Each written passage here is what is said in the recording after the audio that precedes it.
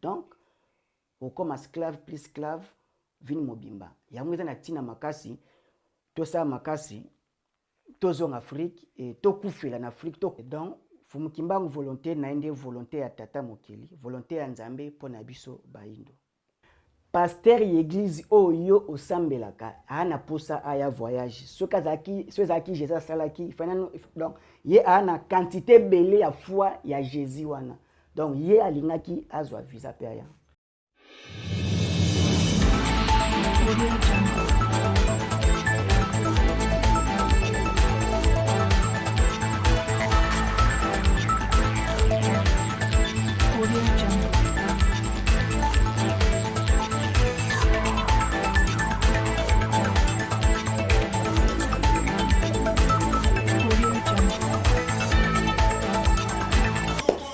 Matondo na biso bandeko balandi na mokolo ya lelo. Greetings to our family, friends, and people who are in tune in this moment in time. Tozali bongo kozongisa makanisi na malekaki. So we're given a chance and ability for people to reflect and think about many topics that we'll be discussing moving forward.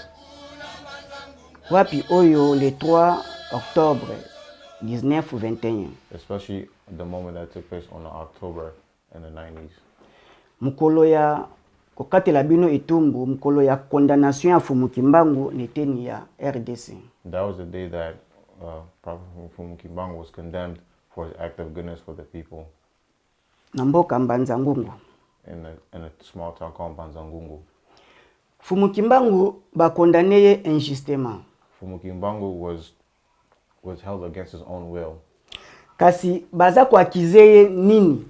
They was accusing him of many things. Nde Mfumu Kimbangu na kuzwa itinda ya tata asangisaki baindo na Mbanzankamba. That's why Mfumu Kimbangu followed the order of his father to gather all the people around the world to come as one, starting off back home. Azui tante na message ya libération ya la race noire.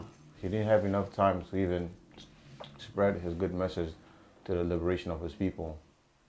Dans le 6 avril, Mfumu Kimbangu a telami. On the 6th of April, Mfumu Kimbangu has left us. Le 3 octobre, Mfumu Kimbangu bakangiye, basambisiye, bakondane. On the 3rd of October, Mfumu Kimbangu was held against his own will and he was held captive. Na peine de mort. Pretty much life sentence for the things that you were doing. Kasi bakization ezalaki nini? Those accusations were what? Balobi Mfumu Kimbangu azako interpréter ba texte ya Bible selon sa façon. They said Mfumu Kimbangu was interpreting the literature that was brought by the oppressor and they didn't feel good about that. Pe azako imposer volonté na na population. And he was also imposing himself and trying to awaken the people to what was taking place. Et yango nde infraction ba relevaki po ba condamner mutu.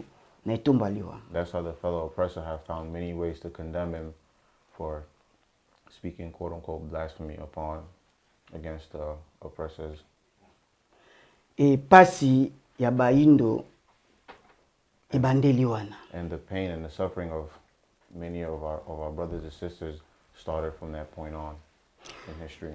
Kasi Mfumu Kimbangu interpretation na ezaki ndenge nini? So we should ask ourselves, what was the interpretation of Mfumu Kimbangu? What was he saying? État colonial belge balingi mutu interpréter Bible ndenge bango balingeleli. In the midst of that, it was the Belgian colonialism that was ruling the Congo DRC, and as you can imagine, it ruffled a lot of people's feather. Donc ndenge ba pasteur, ba porte, ba diacre baza ko interpréter pona polalisa baindo pongi e mundela lingeli bongo. So the fellow oppressor, when they stepped foot in Congo, they have came with their own teaching to help put the public asleep and bring their own regime.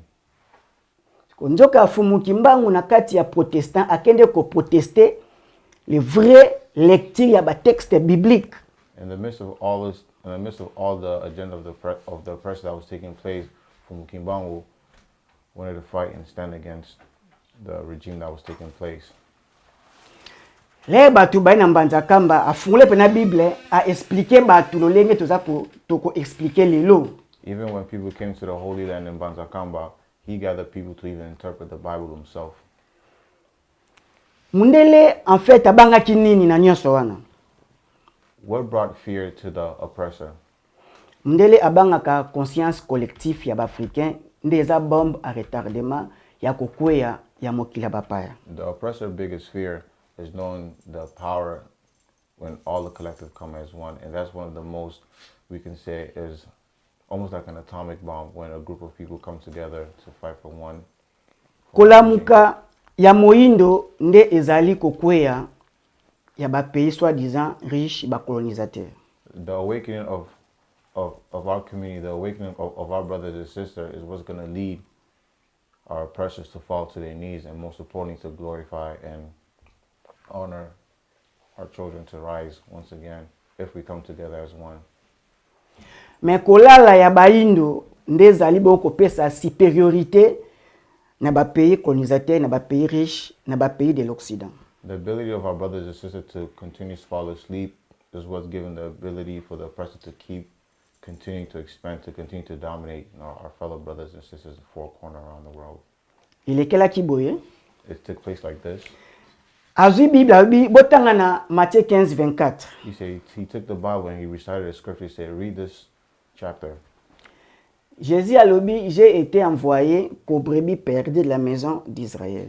He said in the scripture said that Jesus was sent to gather a group of people to take them away from the group of sufferings. Dele bato bazotanga ba moni ki réellement Jésus atindamaki pona libota ya Israël, nani Israélien de Jacob.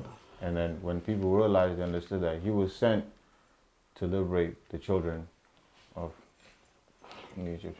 Nde bana 12 ya Jacob wana nde bakomaki ba famille, ba 12 famille. That's why in the midst of that, that's how you get the original story of the 12 tribes. Bakomaki ba 12 tribus. They became 12 tribes. Et bangwana soki bakie kofanda na Europe bakomi ba nation. Each of those 12 tribes, when they were established, they had the ability to go back in Europe and establish themselves. Yango Jésus li azoloba aye pa ba mien ba mbie tapesi ba sien. Donc apesi apo Jésus ki na tribu ya Juda, moko ya mwana ya koko na bango Jacob.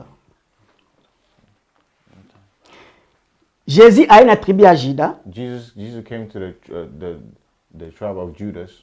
Nde bongo bayambi ete na kibokonzi ayaki nango. Nde apesi sikoyo bana misusu o batikalaki wana bokonzi oye ayaki nango. When Jesus presented himself, he wasn't welcomed by the higher ups, and that's how the ability of him not being welcomed, that's where the power was spread amongst the 12 disciples. Nde ba nation wana bakefana en Europe. And that's how those 12 nations had the ability to go in Europe and establish themselves. Ba 10 tribus batikalaki ba fa en Europe, des tribus batikalaki fani bona Israël. The 10 tribes went to Europe and 2 others stayed back.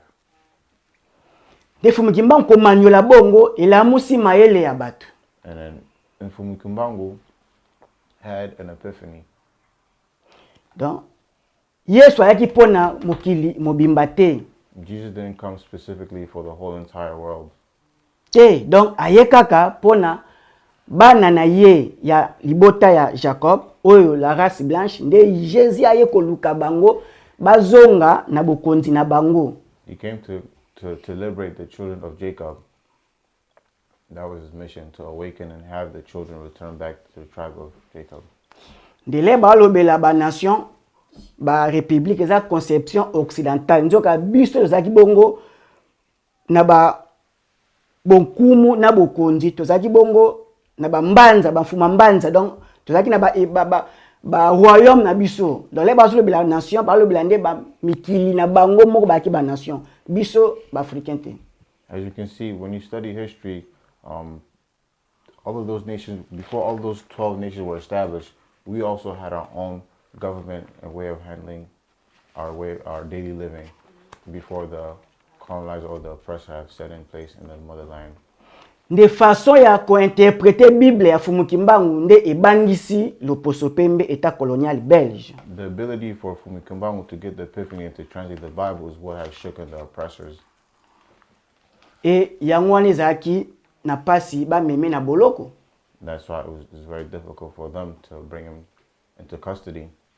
pour interpréter la Bible de sa façon. because he was interpreting the Bible in his own awakening reason. Pamba te moyindo azali su mutu te po alongwe na racine ancestrale et akomi ba greffeye na racine mususu nde wapi moyindo akomaki esclave.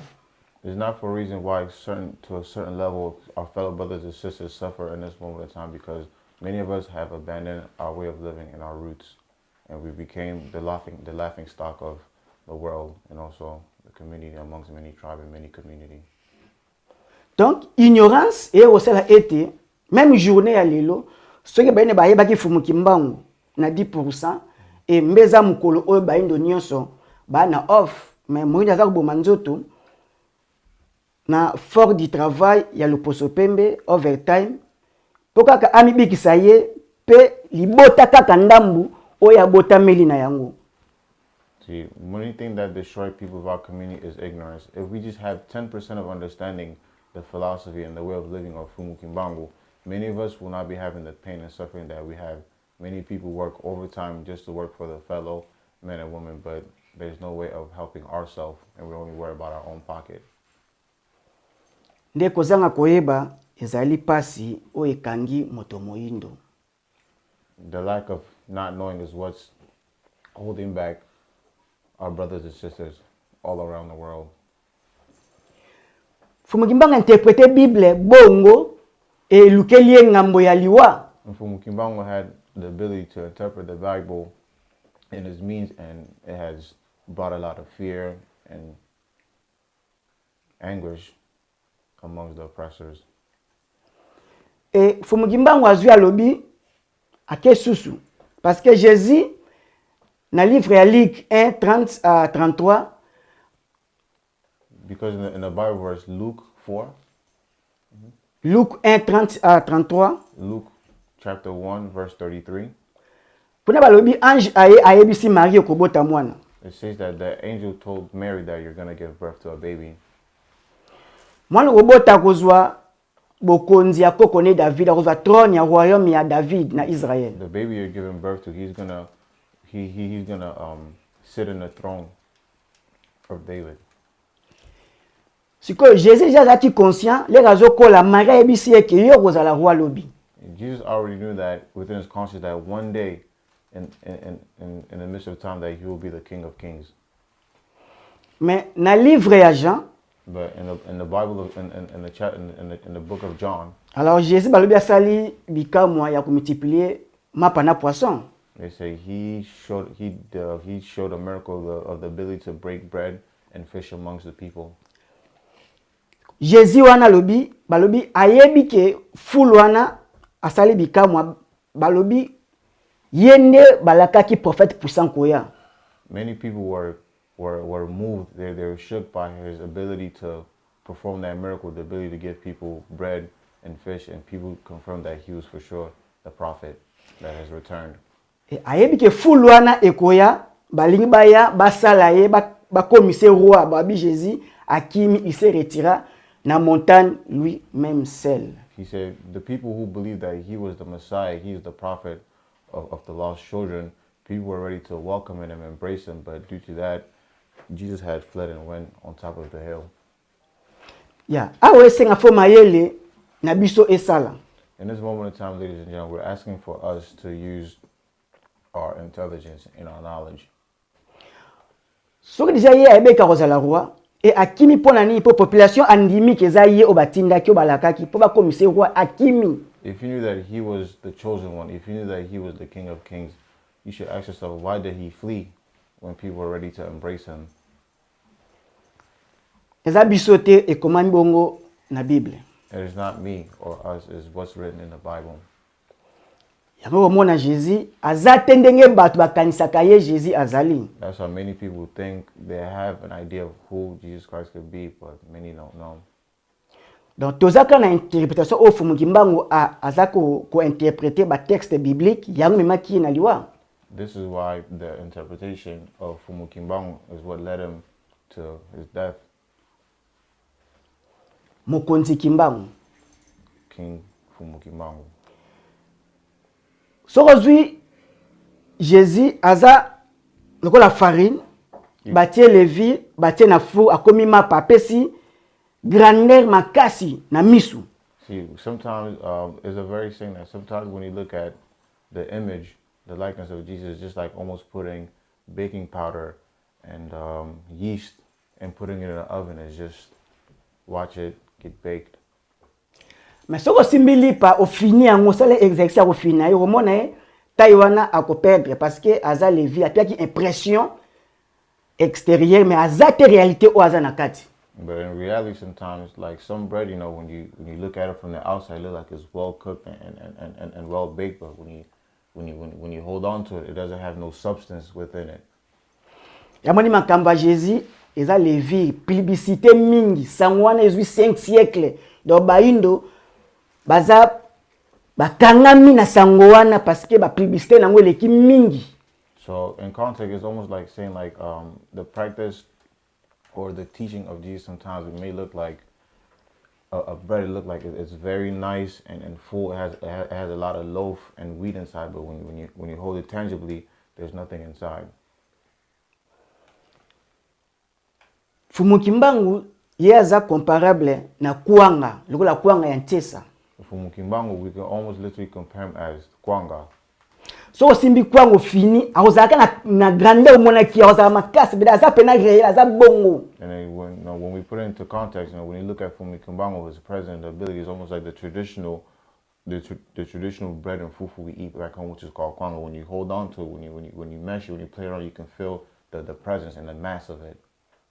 Po makambu Mfumu Kimbangu asala na prophète mon côté, sauveur mon côté, nzambe mon côté asala yango na mokili uta mokezala mokili. Because in this moment in time, when you look at the history, when we look at the human history, the miracle and the help that Mfumu Kimbangu has rendered, no prophet has done what he's done in this face of earth. Apesi bakangi basambisi bakangi. We say they have arrested him. Ba condamné etumba liwa babomai. They gave him a life death sentence and they had the intention to kill him. Basala ulenge nyonso babomaye bakoki ko boma Mfumu Kimbangu. They tried all shapes and methods to assassinate and kill Mfumu Kimbangu. They did not succeed. Bapoisonné, babeti masasi, batina train ileki, basala nyonso corps physique a Kimbangu ekufa, mazo kufa te. They challenged his physical body to the level where they poisoned him. They shot him multiple times. They even had a train run over his physical body, but he still survived. And many attempts have been done, but still failed. Dans makamba Jésus, eza levi mbi meza bongote parce que ye moko na croix kaka déjà asali trahison. When you look into context of the Jesus Christ principle and some of the teaching, as you can see, one example when he was on the cross, the gesture that he did was. Alobi déjà que na croix, mon Dieu, pourquoi m'as-tu abandonné? He said in the Bible, and many people know that the shout that Christ has done on the cross. Mfumu Kimbangu interprété bongo et tombo kisi ba catholique ba protestant la foi chrétienne. Many people know that the last cry that Jesus Christ has done upon the cross, and when Mfumu Kimbangu had the time and ability to also interpret what that specific saying meant, is what really made the oppressors and the people behind the regime really mad. Donc, Mfumu Kimbangu, histoire na ye, eza réalité réelle, ou eza ko exister. The context and the history and the ability and proof of Mfumu Kimbangu walk the face of earth is provable,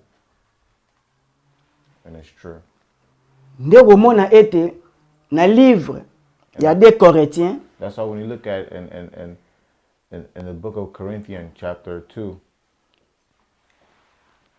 13 à 4, verse 3 to 4. Kuna baolobela baobi car il a été crucifié à cause de sa faiblesse. Donc Jésus babaka ne kuluzu na faiblesse na ye. Donc balobi te Jésus il était faible. See, when you interpret that chapter and that verse, it also says that Jesus had displayed a sign of weakness. Ngate Bible o ba kumbaka po Mfumu Kimbangu alobaki botanga Bible pamba te bakangaka moyibi na preuve loko ye ayibi nde amwana topesi ba passage pona koloba ete makam toloba ya na kati ya buku bango moko bamema. You see, there's a very strong saying that in order to there's proof to everything, and most importantly, these are not words that's opinion. These are words that are coming straight from the Bible. And like they say, if you want to catch a thief, the only way to show them is just evidence and proof. And that's why we're presenting everything through the scripture. Kade bakumba na Afrique ya colonisateur akumbaki. The fellow literature that was brought by the oppressor back home. Pona ko endormir la race noire. To put the whole nation in dormant. Yangonde et affaiblir tout un continent. That's why with this literature, it has given the ability of our fellow children to be asleep. Mfumu Kimbangu ekumbie na liwa pour interpréter Bible de sa façon. Mfumu Kimbangu was put to death because of his interpretation of the literature that was brought by the oppressor and challenged it and had many proof and evidence, but was still liable for that. Lelo mukolo Mfumu Kimbangu akendaki ba condamné injustement. Today in this moment of time, Mfumu Kimbangu was arrested. Déjà 101 ans uta ba condamné injustement na mboka Congo na Mbanzangungu. It has already been 101 years since this event took place in Mbanzangungu. Donc, le 3 octobre 1921, on the 3rd of October 1991. Mfumu Kimbangu, excuse me. Mfumu Kimbangu azwi tumbo ya liwa. And that was when October 3rd when Mfumu Kimbangu was sentenced to death. Pour apesi interprétation ba texte biblique na façon na ye. Because he gave an interpretation of what the literature that was brought upon the people. Et yamazaki la vraie interprétation pour na éveil ya biso baindo. And that was the interpretation that he was trying to use to liberate the people. And the oppressors did not like it. Mfumu Kimbangu azwi Bible. Mfumu Kimbangu has the Bible. Atalisi batu.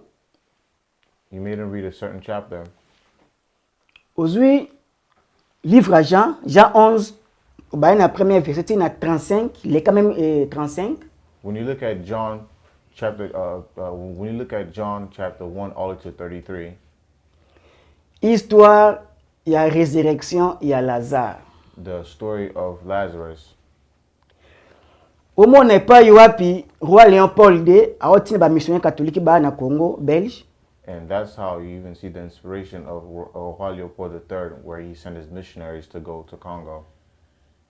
Roi Léon Paul II a obtenu ba missionnaire catholique na Congo belge. Roi Leopold II was preparing his missionaries to go in the state of Congo. Alobi mission na bino eza délicate, donc eza makasi. Boko kende ko yebisa ba africain teke bo pone bango nzambe ba yebi nzambe uta bokoko na bango. He said your mission is not lightly. The people that we're going to go visit and also continue our agenda, these people know their practice, they know their spirituality. Mais bosala nyonso bokosa baindo pona intérêt na biso ba européen. Do whatever it takes for these people to abandon their practice and for us to bring in our regime. Baebi kuboma kuzamwasi ya mutu eza ba acte mabe baebi deja nzambe uta bokoko na bango. The ability to kill, steal, and rape people is not a way of our living or the way how we operate in our society in the past and also in the future, but it was a teaching and an idea of that was brought by the oppressors. Dans la Bible, considéré ba Africain que Lokola bana mikie. They consider us like almost like children in the past and also in the future. Ayebi si bango prendre aux Africains à croire, non à raisonner. He said, whatever happens, just continue the mission and agenda and bring confusion for them to abandon their way of practicing. Wana roi Léon Paul II. That was a message that was said by King Leopold II to his missionary when they're sent to Congo to oppress and take over their practice and implement the literature of Christianity. Ayebi si ba colonisateur ba ye kolisa biso kondima kasi ko sosola te. He told them to give them the ability to forget the way of learning so we can teach them the Christianity literature because they have a very, very strong faith in their God and we cannot afford that. Wana tuana liseku ya Lazare. Again, we're back to talking about Lazarus. Babi Lazare zaki frère ya Marie na Marthe. They say Lazarus was the brother of Mary and Mark. Muninga ya Jésus, Jésus bane kolingi makasi. He was a good friend of Jesus. Sikoyo Lazare azobela bayebisi Jésus alobi te kobela wana meme na liwa te. They told Jesus, your best friend Lazarus, he's not feeling well, he's very sick. He said, no, that's not sickness, he's not dead yet. Et Lazare ango kobela ni memie na liwa. And that's what led Lazarus to his death. Alobio pour la gloire de Dieu. And he said, glory to God. Là Jésus azongi na histoire Lazare. In the story of Lazarus, when Jesus returned back, Wapi o efo mna to sosola makasi. and this is something that we really need to dive in deep and really talk about. Et la verset la plus courte, babi Jésus plaira. Long story short, they said Jesus cried. Nzoka kolela déjà ezali avec des chèques. The ability for someone to cry was already a sign of weakness. Et déjà koloba ete na impossibilité na zaka na mai na nga miso. He just said it was just a sign of just showing that it's just a sign of impossibility. It's impossible. Si Jésus ayebaki que Lazare lali a ressuscité, pourquoi Jésus avait pleuré? He said, if Jesus knew that Lazarus was only dormant for the moment and he can also awaken, why did he cry?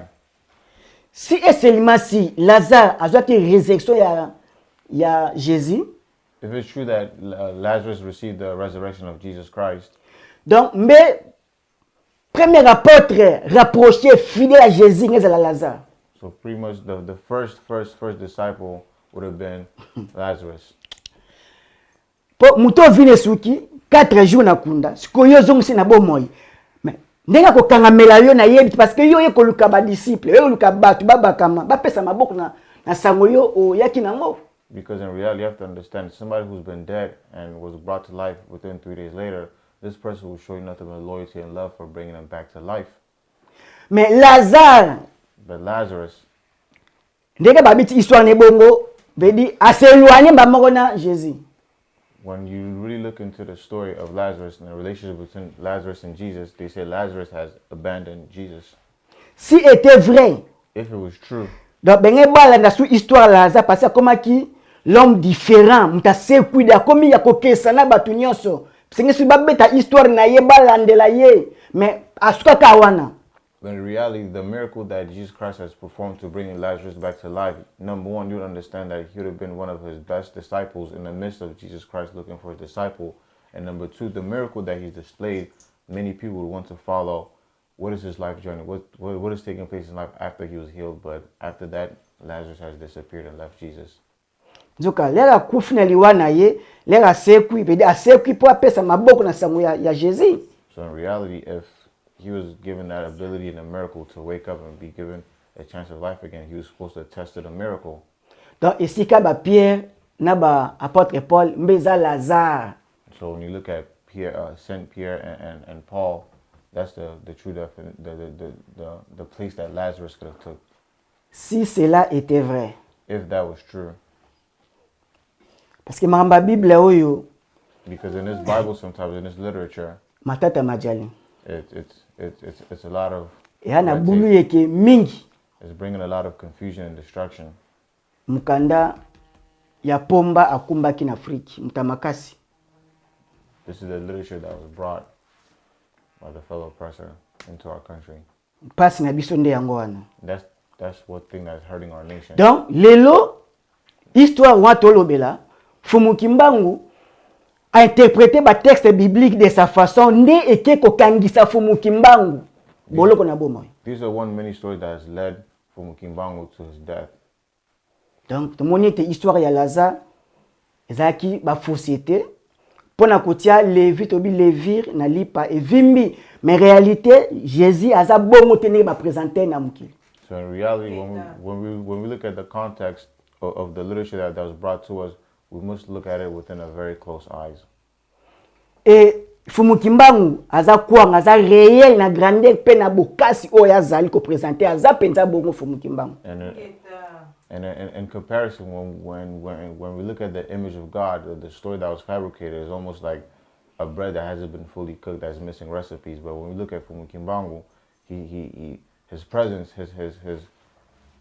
his likeness is almost like the traditional food of Congo, which is kwanga. When you hold on to it, you feel the fullness of it. Donc pasi na biso eza bongo kolanda lipa ya levir. You see, the suffering of the distraction and the suffering of our people is the ability for people to look for that loaf of bread that doesn't have the ability to satisfy your stomach, mind, body, spirit. Sauveur inaya alilagane kaka Jésus plaira. What kind of savior that you know that came to save humanity always cries? Akesu na croix Jésus plaira lisusu. And even when he went to the cross again, he cried. Maudit puka mati abandonné. Mais yo yebi ke babi oya okufela batu. My God, why did you abandon me? But you know that you came to die for people. Kutu a Yesu kutu ko faire remettre en cause bokasi ya Nzambe na bango Yahweh. Yesu bongo susu ko boya ete Nzambe wana Nzamba ko yite ko tika motinda minaye. And he just showed the ability that the mission that he was given to accomplish upon the face of the earth was not accomplished. Donc histoire ya Jésus sorozi bososoli ini mingi za ibele ozaka na foi chrétienne. The story of Jesus and the context of it, if you really look and pay attention to it, there's a lot of question marks that we all should. Mukolo moindo akososo Mfumu Kimbangu na 10% donner échanger. The day that many people return back to the teaching and the practice, and most importantly, the ability to open up yourself to understand what was the teaching and what made it different, will liberate many of our people. Even just a small understanding of a 10% will liberate our people. Ndebongo tulobi ete Mfumu Kimbangu azali tata mokili Nzambe na biso kati na mokila mosuni.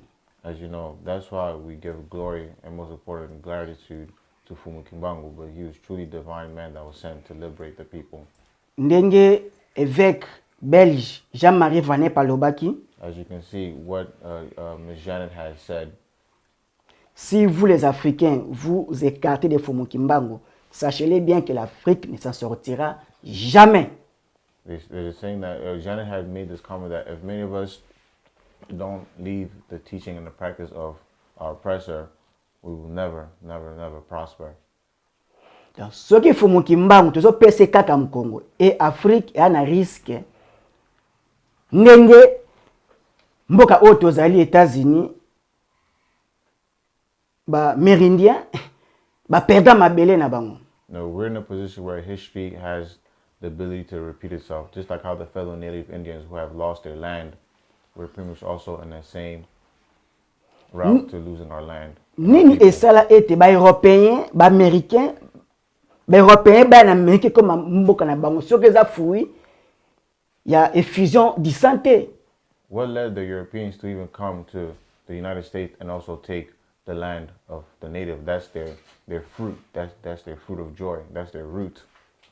Australie, mboka ba aborigène. Ningini esala ke bango ba Européens bazo mabele oyo epesami ki bango te utane bandeli. As you can see also the excuse my pronunciation, the natives from Australia.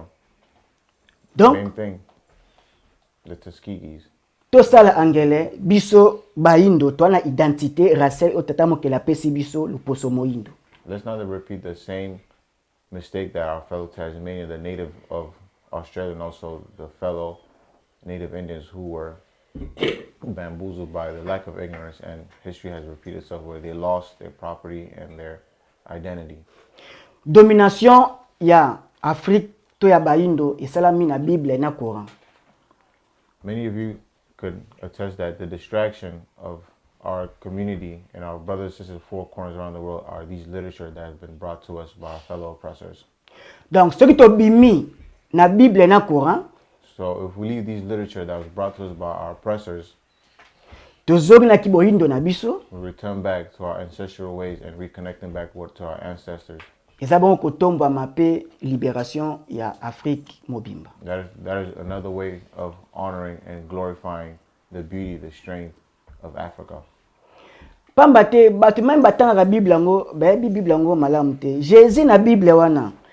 it's so sad that many people who even practice this literature don't even know the full context of many stories within the book. Je ne suis pas venu porter la paix, mais je suis venu avec mon épée. And even when you pay closely attention to the literature, there's a literature that says in the Bible, I didn't come here for you, but I came here for my own children. Ay bongo aye na épée na ye comme arme blanche. Donc présence ya épée eza kotangisa makila. Okay. When you look at this, when you look at the sign and the symbol of a sword, when you see a sword as a sign of death, is a sign of blood must be shed. Jésus aye na Bible alobi na ina épée nanga pona kabola mwana na tata pe mwana ya mwasi na mama na ye. See, in context, it's almost like saying that this Bible has brought so much damage into our community, we can almost consider it as a knife. It has came and brought the ability to separate our men, women, children, and also families as well too. Yango lelo ba famille mabota na mabota division iza koreni na chaque famille na chaque mabota ya bana na batu baindo. That's why sometimes to a certain degree there's a lot of distraction, a lot of chaos within individuals, community, and family household, because there's no way of understanding the true principle of family and bringing us together as one. Et ce qui bat pas sosoli pour tout la division, il faut tout longola to bimisa Jésus na christianisme, tous alléluia na Bible na bo moy na biso. And if you want this division of people of our community to stop, we must abandon the literature that was brought by the oppressor, whether it's the Bible or the Quran. Donc entre biso tous en confusion, il y a division, tous en ba confusion. Il y a kouela na les uns et les autres, ngana lekio, ngana les premiers, ngana mokonzi, ngana lekibino, ngana za maili keyo, tozaka ba futilité parce que za fouya christianisme au Jésus qui ko semi na kati ya Afrika. Because some of the way how, when you look at how Europeans, handled their way of communicating and engaging with people, it brought a lot of destruction for as far as death, separating families, and those culture, those cultures, just another way of how what the oppressor have done in their land, they've brought it back to our land as well too. Parce que Bible lobby on connaît l'arbre par ses fruits. Because there's a big saying that you can only recognize a fruit by you can tell a fruit by the root it bears. You can tell a fruit by the root it bears. Donc baebaka nzete na mbuma nango. You can tell where this certain fruit has come from by the roots of it. Si ko tala comportement ya ba pasteur de ba se comportaka na bo moy na bango. And then look at how the pastors, how they also engage in parade themselves in public. Donc ezali fruit ya christianisme. It's the fruit and labor of the literature of Christianity. Yango Mfumu Kimbangu ayebisi biso mokolo moindo akoyeba akososola akosala ba engin bengunduka oyo kokamwisa mokili. Mais moindo fo amiyeba nanu ya mboke yende aza nzambe ya mokili, yende aza lumière, yaza vie na mokili moindo. That's how as one of our many messages today, many people leave the literature of what the oppressor have brought into our land. We will create engineers, some of the best men and women upon the face of the earth, because we have returned back to our way of being and leading our societies and community. Pamba te lobi tokobenga ba savant na biso ba kobenga ba Kimbangu. Po Mfumu Kimbangu nde mozipoli ya mae mabombama. There's a very famous saying by Mfumu Kimbangu that he left behind, is the day we leave the teaching and the literature of our oppressor, that's the day when many genius and engineers and many community leaders and world leaders will arise. Donc lelo eza mukolo ya tina na biso baindo. So today is a very special day. Mukolo o Mfumu Kimbangu andimaki kondima kofuta niongo basambisi lokola batu nyonso na conseil de guerre, basambisi lokola militaire obonga sa kine civil, mais basambisi na kibokonzi oya zala kina yango e andimi mwana mutu asambisa ye po afuta niongo baindo bongo tozwa lisekwi petobika. Mfumu Kimbangu was accused more than just a normal citizen or a normal human being. He was trialed and he was held against his will as somebody way beyond the image that he's presented himself. Mfumu Kimbangu mokonzi mobikisi na biso baindo. Mfumu Kimbangu is a savior of our brothers and sisters all around the world. Mutamona nzambe na mukili azate. There's no man or woman who've seen Jesus Christ. Tomoni nzambe le alati nzoto batinda minaye. The only time and moment where we've seen the likeness of Jesus Christ is when he sent his fellow children to accomplish their regime and their mission. Israel Occident amoni nzambe na nzela ya Jésus. Komona Jésus pona bango eza nzambe pona bango. Israel has seen the likeness of Jesus Christ.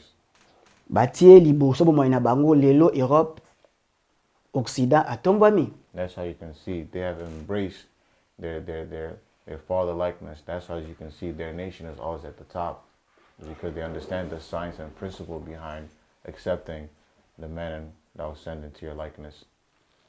Barab aussi. Et bamoni nzambe te, mais bamoni nzambe na nzela motinda na bango prophète Mohamed.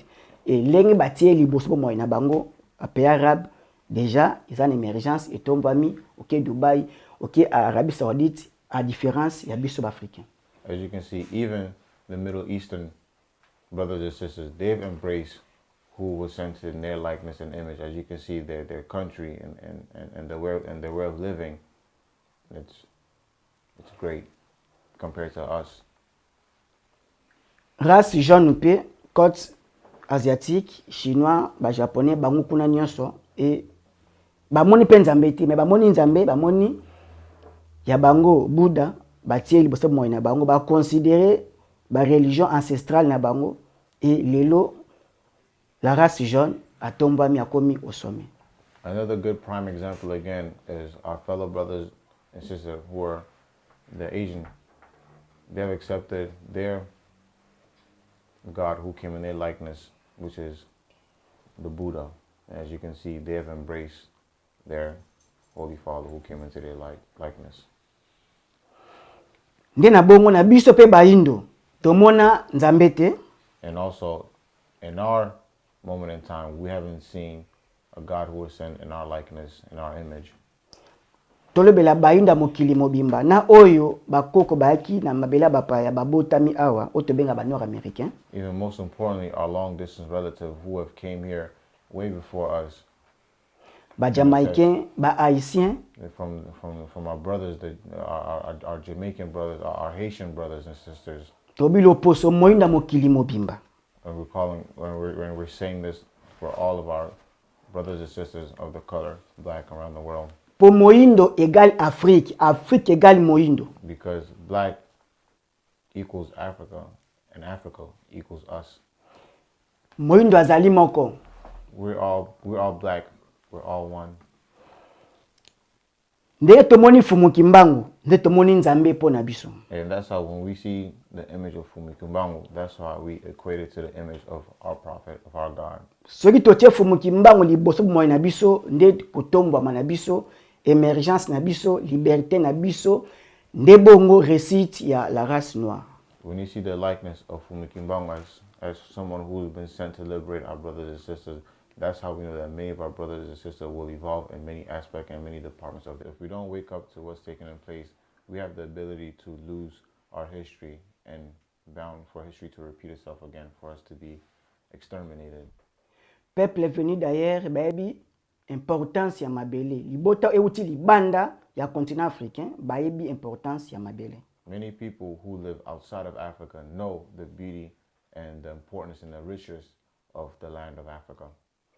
Yango bayaka na bitumba ya mabele. That's why they always bring distraction upon Soki africain conscience ye akokufa na kibolenge kaka na etumba ya mabele na ye. Oka contraire fa koma na kimo bange. If our fellow brothers and sisters don't come together as one, fight for the land, many of us will not enjoy the fruits of labor of our land. Bateka ka mabele te pe mupaya bapesa ki accès ya kosomba mabele te. You don't easily let somebody outside of your home to possess things that belong in your home. And contrary, and another good example is we cannot have the ability to let foreign people come and purchase land and acquire resources. Those are things that are made for us.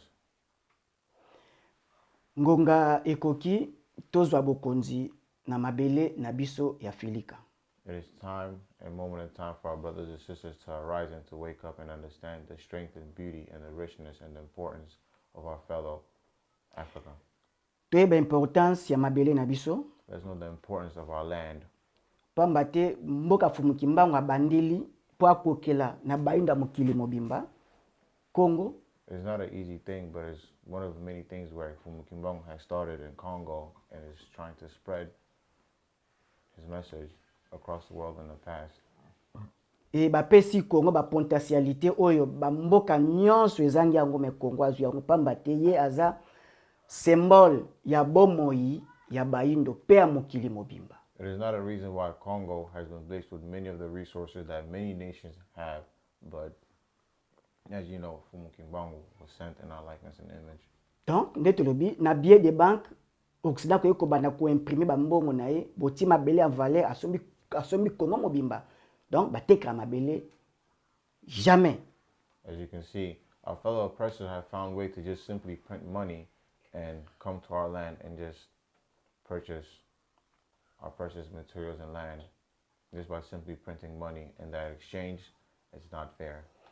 Ibo koma na risque ya boteka na banzoto mikwa ba ancêtre na bino oyo baza makolo mabele wana. Donc, okoma esclave plus esclave vini mobimba. Yango eza na tina makasi tosa makasi tozonga Afrique et to kufela na Afrique to kundama na Afrique pour to fertiliser mabele Afrique pamba te eza le côté leki mabele.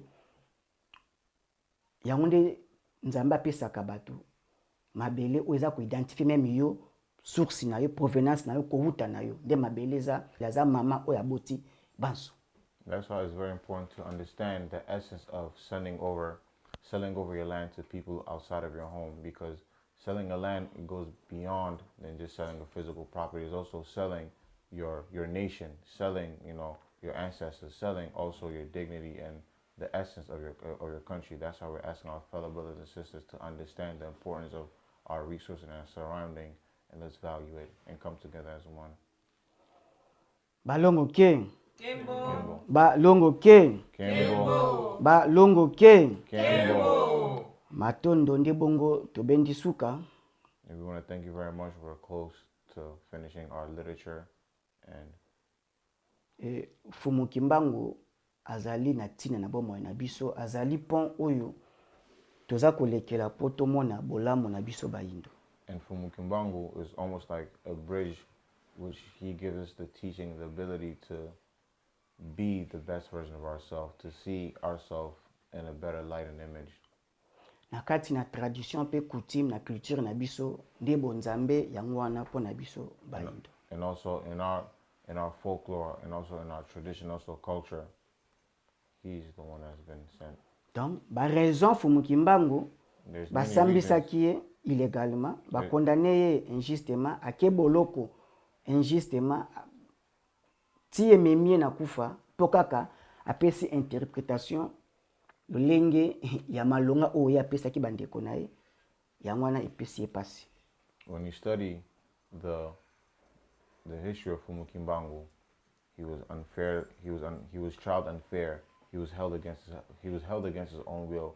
Many things have done to challenge his physical capabilities, even what led him to his death, just because he wanted to interpret and also liberate his people from the literature of the oppressor. Balobi lisusu ke Mfumu Kimbangu à part wana babi il parvenir ya ko imposer sa volonté na population. And they also one of many things they said, like he was imposing his way of interpretation to his people, and the oppressors did not like that. Et donc Mfumu Kimbangu volonté na ende volonté ya tata mokili, volonté ya Nzambe po na biso baindo. We all can understand that the mission and the soul calling of Mfumu Kimbangu and his teaching and principle was for him to liberate and bring clear understanding to his fellow children. Donc tozonga na kiboindo na biso. All we ask that for many people to be open and to have a clear understanding and return to your way of understanding the likeness of a God who was sent in your image. Tolia na kiboindo. Let's eat in our way, donc, in our teachings. Donc tolia africain. Let's eat. One of many examples we can give is we can start eating our own traditional food. Donc totanga na ba système éducatif na biso ya kiboindo. And also we can also adopt, you know, our way of learning, our way of communicating, like how our ancestors did. Tolata lolenge ya kiboindo na biso. Let's also dress and also bring the likeness and image of our ancestors and also us as a whole. Totanga petoloba na bankota ya bakoko na biso. Let's also talk, teach, and communicate in the dialect of our fellow ancestors in our culture. Donc to considérer culture tradition na biso wapi oyo ezali bonzambe po na biso baindi. Yango Mfumu Kimbangu ayelaki biso kozongisa ma ezalaki kala ndaye kozongisela biso na ta présent po tozwa ascenseur lokola baras mosusu. That's why we're asking that many of our brothers and sisters to be open to understand the way, teaching, and principles of our ancestors, and most importantly, tolongwa na kukabwana lolenge Bible lobi Matthieu 10 ba 34 kuna o ayena épée po akabola te biso bongo to na bâton ya commandement to kana nkai pedi mokonzi arana troisième jambe de l'équilibre mais to simbara épée te po tangisa makila. You see, when you look in the Bible verse, one of the Bible verse said that, you know, when Jesus literature was almost compared to as a sword. And when we look at our way of living and principle, Mfumu Kimbangu teaching is not compared to a knife, but it's compared to as principles that he brought for our fellow brothers and sisters to abide to have a very successful, great life. Matondo mingi to komi na suka nyonso kosila mkolo moko te. Again, thank you very much, and there's not officially over here. We'll be continuing to have more literature and also gathering. Debongo dimash oyezoya. That's why this following Sunday we're asking. Yeah. Tokobenga bandeko pona kokundola lisusu kokanisa mukolo Mfumu Kimbangu le 12 octobre oyo atikaki biso physiquement na mbanza Katanga na este ya Congo. And we ask our fellow brothers and sisters again to return following Sunday to commemorate the day when Mfumu Kimbangu has officially physically left Earth, which was October the 12th. Na banzi tokomi na suka ete matondo na banso bayanoli pe na bai mituna ekozala na pene to na mosika bokomisi mituna na bino etokopesa biano par rapport ya oyo tolobeli to ya oyo yo yebi kezalaka bongo te pamba te toza na vérité oyo ezalaka Mfumu Kimbangu nde bosolo mpo na biso. And again, we want to thank you very much for coming in today, and for those who are tuned online, we want to say thank you very much for coming in and opening your mind and heart to understand who we are and what we do. Tokomi na suka na banzi tobandaki etokoli tokokisi etokomi na suka ya libengi tobengiselaki bino mokolo na lelo mokolo ya condamnation injuste ya mvuluzi ya bandombe Mfumu Kimbangu. Once again, I really want to extend my gratitude and my excitement for many of you who came today to be a part of this event that took place in the name of Mfumu Kimbangu. Nde yamba kosukisa motuna moko ndeko swaki ngonga ya kotuna biso tolakaki toko yanula ye alobi ete ye amoni babikamwa pamba te nzamba asungi voyage na ye aya na États-Unis azwi visa oyo ezalaka pasi bato bazwa te ye nzamba apesi ye aye na États-Unis ye te na libota mobimba abeza miracle ya Jésus asali pona ye. As we're closing, we're again open for many questions, any concern, but most importantly, one of a good brother who wasn't able to participate with us here today was saying that he had the ability to leave home, which is Africa, and come here to America, and that's a sign of a miracle that was brought specifically by Jesus Christ. What do you think or feel about that? Ayebisanga tata ngunza ozoloba kati koloba soko yebaki nzamba asaleli nga na voyage. He said, and this is another brother who couldn't make it, but he said this is one of the questions that he as actually said, you have no idea what God has done for me, or what Jesus has done for me. Abi Jésus a agi na bomoi na ngai. Jésus a sali na bomoi na ngai. He said, Jesus done a lot of miracles in my life. You have no idea. Jesus has done a lot of miracles in my life. You have no idea. Wana ndeko wana zoloba. Kasi yo kasi ko ya notolaka ikopesa bango. And this is what the brother has asked me, and he unfortunately wasn't able to make it, but this could potentially be my response.